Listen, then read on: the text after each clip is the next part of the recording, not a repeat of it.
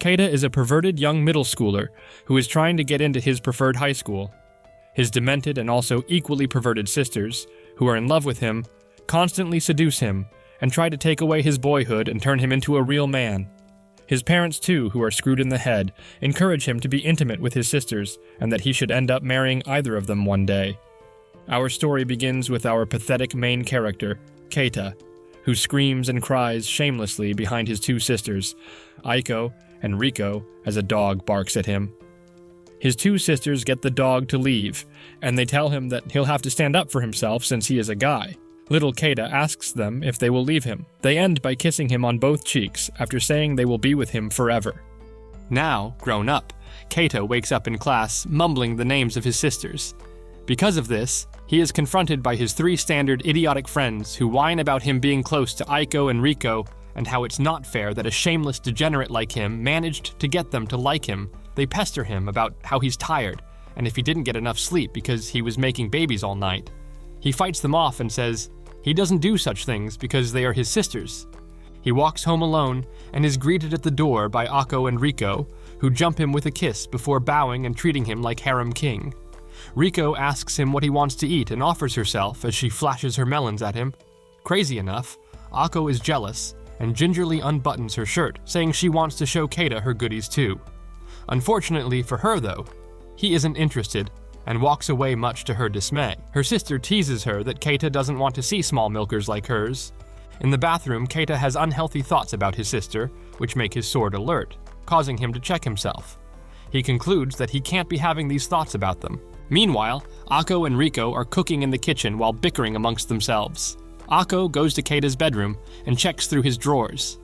She grabs a pair of his shorts and sniffs it like a mentally ill pervert. Riko walks in and catches her, but instead of being disgusted, she brings out her own stolen shorts, which Keita just took off, and brags to Aiko. Aiko sniffs it as if it's ecstasy. As they are about to leave, one of the crazy sisters actually dips her hand in the trash and takes out a tissue that has most definitely been used for unholy things, and she sniffs it too.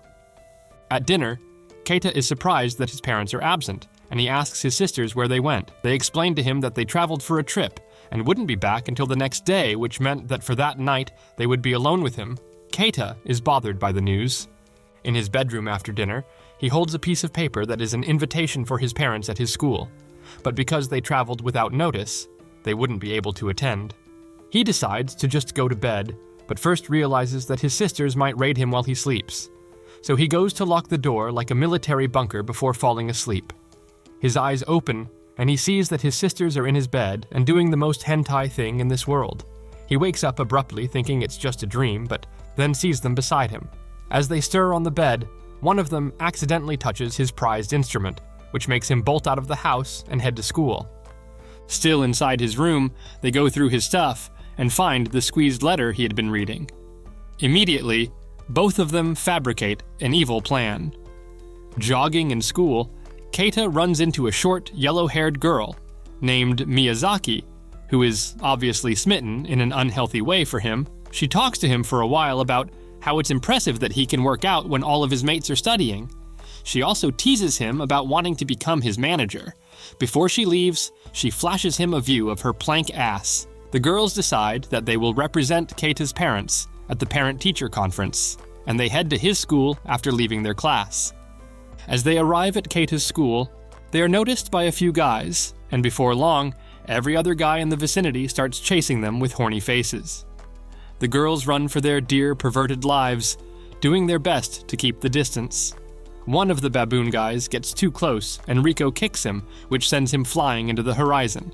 Because they are mentally deranged, one of the guys asks that he wants to be kicked away too. Some girls discuss in the lobby about how Keita's sister always makes the boys in their school crazy and how they hear rumors that he did freaky stuff with them. Just then, Kaito zooms towards them and runs into one of the girls standing by with spectacles.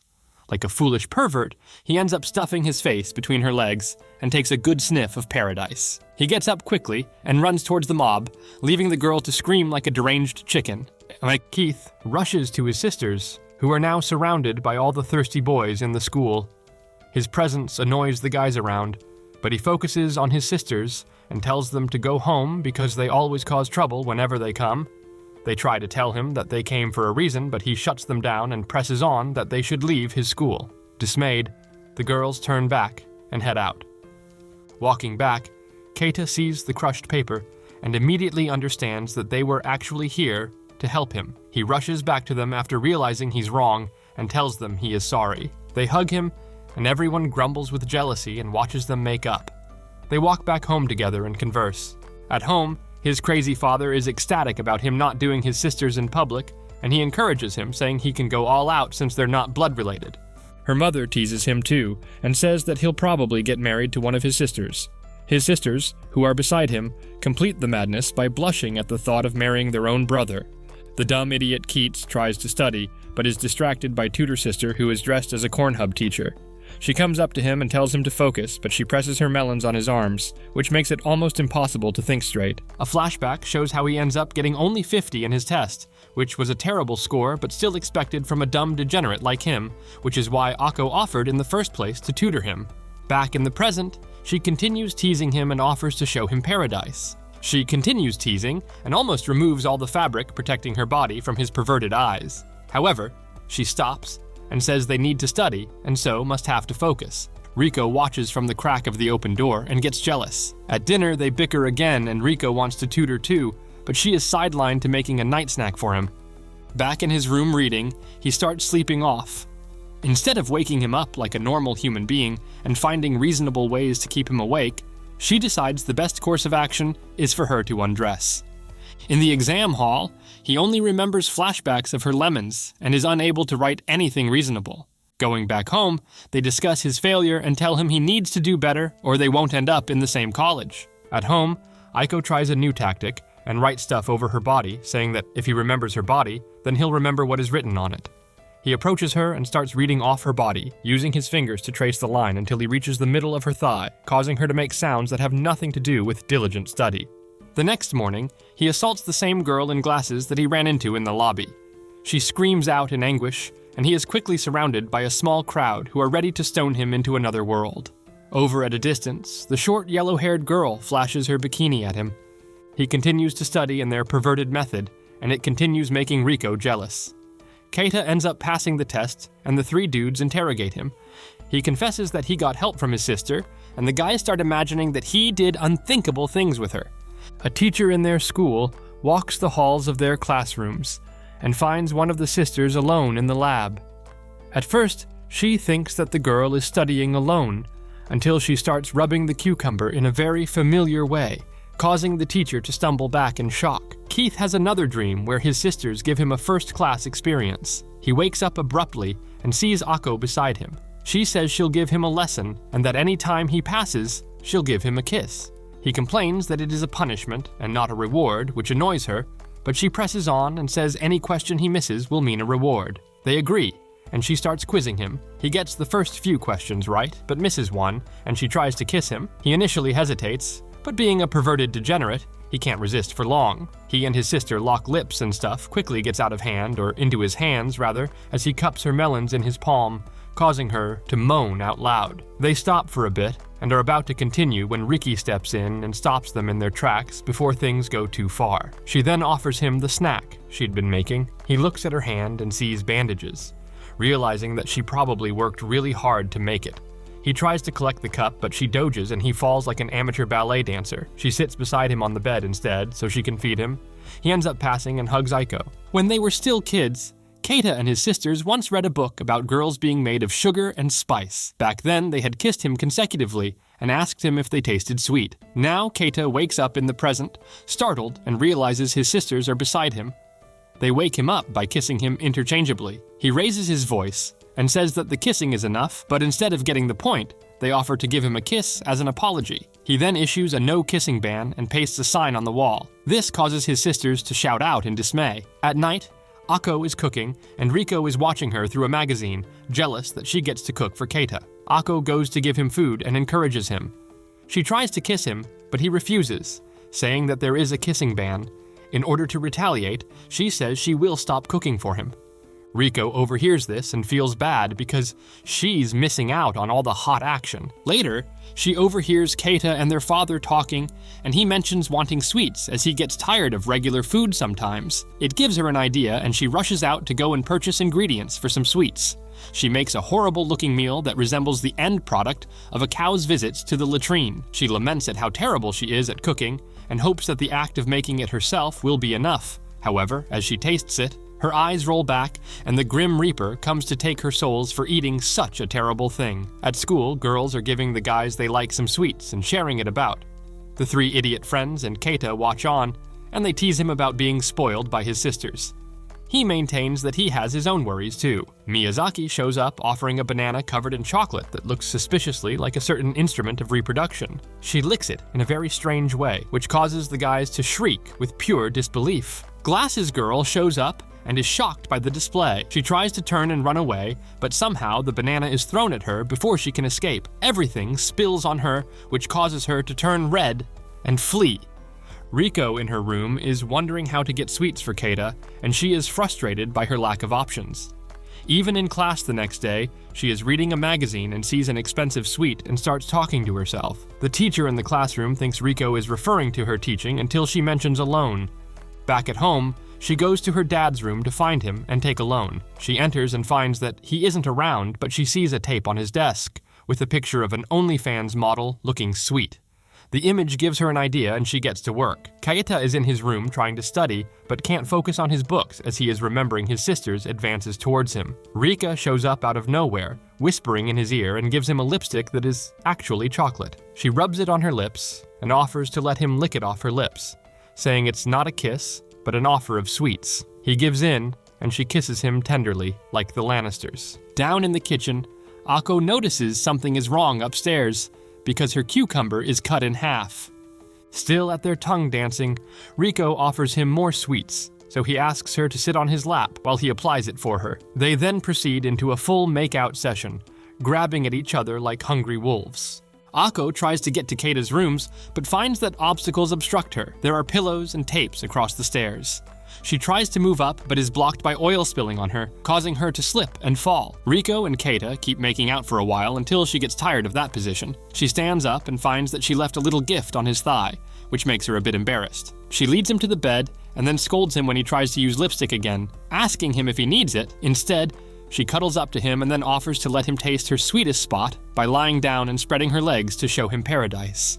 As he's about to start tasting, Akko comes in and smacks him on the head, causing him to fall like a leaf on Riko's chest. Aiko scolds both of them and asks what they've been up to until she sees the lipstick on the desk and realizes what has happened. She walks up to them enraged with burning fury and punches Riko on the head, causing a small bump. She smashes the lipstick and walks out. Keita is sad, saying that he wanted more. In reply, Riko gives him an extra lipstick and walks out of the room with a smile on her face. Alone, on the school rooftop in school, Keita remembers the image of paradise in his head, which makes him turn red. He takes a taste of the lipstick chocolate, but it sends the Grim Reaper to him because it's part of the horrible chocolate Riko had made. Rika looks for Keita everywhere in the house and wonders where he has gone. She even goes to check in between Akko's legs, which causes her to scream out and tell her that he's in the library. It turns out he's indeed in the library to study for his exam, so that he can get into the high school he wants. Back at home, the two sisters are alone. Akko is cooking, and Riko is watching her, and they remember how things used to be when they were kids. Back then, they would dress up in their uniform to show their parents, who thought they looked good in them, but when Keita was asked, he would roast them instead, causing them to feel bad and go back to change the outfit. Also in that time, they talk about how they used to play together on the side of the river, and how Keita was still fun and loving before he became cold toward them, just like their father had previously told them. In those days, in their old classroom, some friends had asked one of the sisters if she loved her brother, and she said yes, that she indeed loved Keita. A teacher overhears, and it sends her into shock as she imagines the worst things, like obsession with a brother or incest. The friends then keep telling the sisters to try other guys. The girls, as a matter of fact, actually get a lot of love letters every day from guys who want to date them, but they have been ignoring it because of their love for Keita. As they walk home, they discuss and wonder if they should give other guys a chance. After going back and forth on the issue, they decide to give it a try. They end up hating everyone they meet and complaining that guys are dirty, loud, and generally act like bullies. They meet up again outside and talk about how they want to see Keita. They go to his school and have to stand outside to avoid being seen by the others. They watch him try and run, but he initially falls down. They think he is a useless weakling until he gets up and overtakes everyone to win the race. They watch him like love-struck puppies and are impressed. They wonder if this is his own way of being a man. That's when they decide that they should act more like girls themselves. They conclude that they have no choice but to simply wait and watch him, even if they want to be with him. Meanwhile, Keita has flashbacks of how his life was dominated by thoughts of his sister. When he was running a race, he would imagine them at the finish line waiting for him. Whenever he was reading, he would see them in the form of books haunting him. He stops studying in frustration as some girls giggle at his outburst. As he's leaving for home, Miyazaki stops him and says he hasn't been participating in any club activities and urges him to participate more. She goes to him and grabs his arm while urging him. As she struggles with him, they somehow get into a controversial position, which causes Keita's cheeks to redden like a pervert. The girl with green hair and glasses walks by and sees them in that position as Miyazaki puckers up to kiss him. She runs away as she thinks that Keita is a horny monster who has left his sisters and now sets his sight on his underclassmen. Keita snubs Miyazaki and continues on his way. On his way home, he decides to go and pray in the shrine, which is, by the way, and runs into his sisters already praying there. As they kneel, unaware of his approach, they pray that they get to see him more often.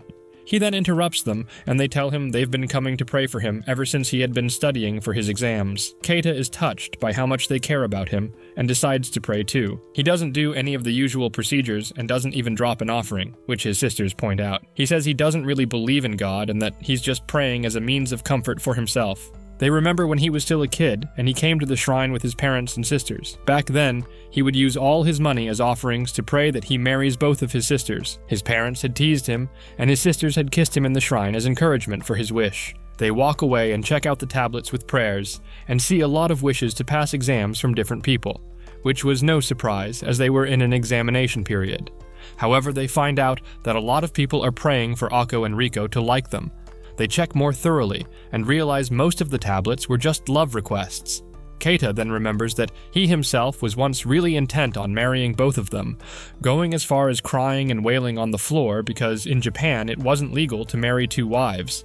He realizes that his putting off of his sisters must have started back then. His sisters are still discussing, and they mention having to hook up with another guy. Keita hears this and is not happy at the thought, so he goes back and prays, because he doesn't want his sisters to be with someone else. He drops a generous amount of offerings, and claps his hand like a proper sumo wrestler. His sisters watch him in confusion before he finishes, and tell them that they should head home. Akko and Riko are confused at his change in demeanor, but being the mindless simps that they are, they lock hands with him and follow him home. Thanks for joining us on another adventure, my fellow Weebs. If you enjoyed this episode of Weeb Tunes, make sure to smash that like button and leave a comment below, and subscribe to the channel.